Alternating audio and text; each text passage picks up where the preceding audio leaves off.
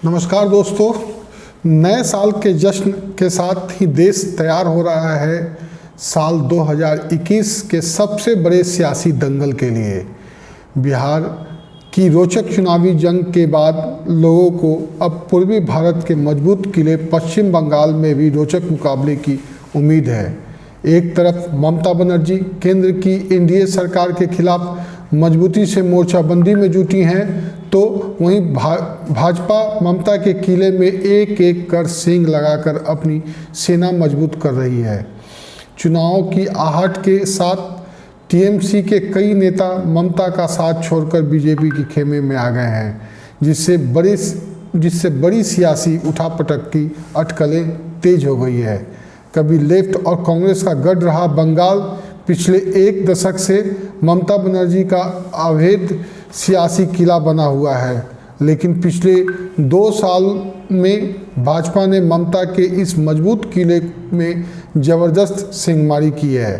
पहले पंचायत चुनाव में 500 से अधिक सीटें जीतकर, फिर पिछले लोकसभा चुनाव में 18 सीटों को जीत और अब मजबूत संगठन के जरिए विधानसभा चुनाव के लिए दमदार अभियान भाजपा की उम्मीदों को और मजबूत करता दिख रहा है।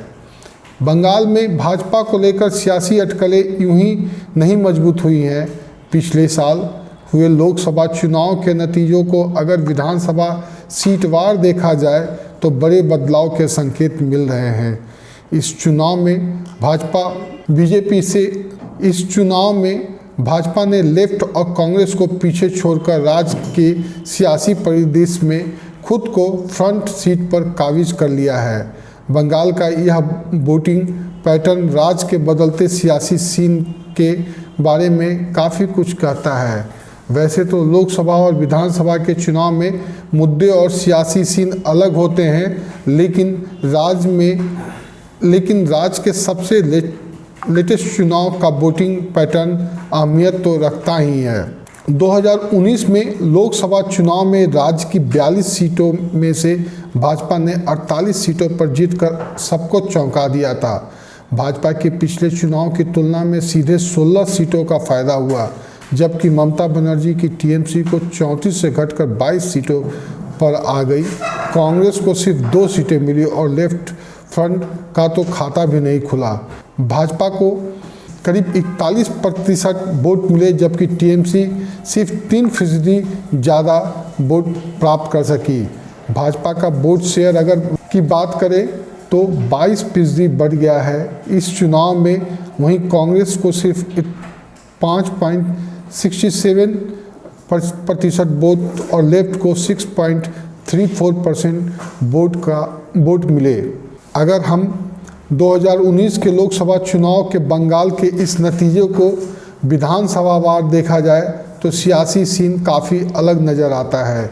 बंगाल की 295 विधानसभा सीटों में से 112 इलाकों में भाजपा की बढ़त हासिल हुई है।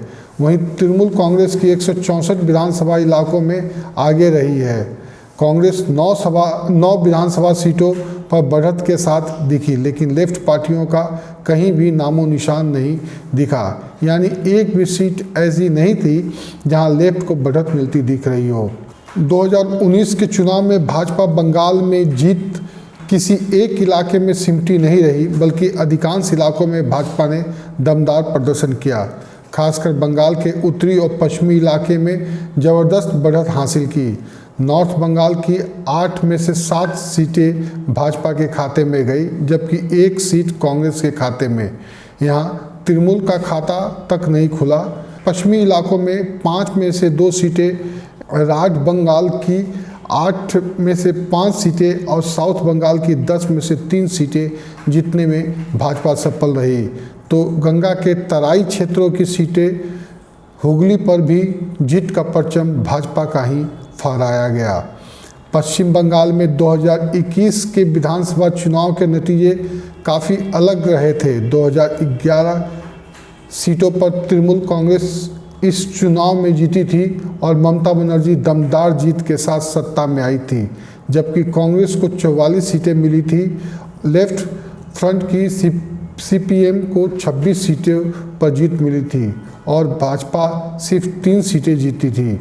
लेकिन उसके बाद 2018 के पंचायत चुनाव में जबरदस्त चुनावी हिंसा के बीच भाजपा 500 से ऊपर ग्राम पंचायत सीटों पर अपना परचम फहराया था। 2019 के लोकसभा चुनाव में 18 सीटें यानी लोकसभा की लगभग 40% सीटें जीतने में कामयाब रही। देश की सत्ता पर काबिज भाजपा के लिए बंगाल की जीत काफ़ी अहम है। बंगाल अब एक इकलौता बड़ा राज्य है पूर्वी भारत का जहां भाजपा को सत्ता में आना अभी बाकी है। अरुणाचल से लेकर मणिपुर, मेघालय, असम, त्रिपुरा और फिर बिहार की जीत के बाद अब बंगाल में भाजपा ने पूरी जान झोंक दी है।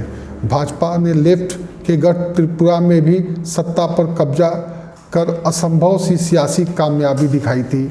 इसके बाद बंगाल में विधानसभा चुनाव की लड़ाई में जुटी बीजेपी पिछले 1 साल में ममता बनर्जी के कई किले में बड़ी शेंगमारी लगाते हुए एक कर मुकुल राय, अर्जुन सिंह, शुभेंदु अधिकारी, शोभन चटर्जी, सौमित्र खां, अनुपम हाजरा जैसे कई बड़े नेताओं को अपने खेमे में कर लिया है।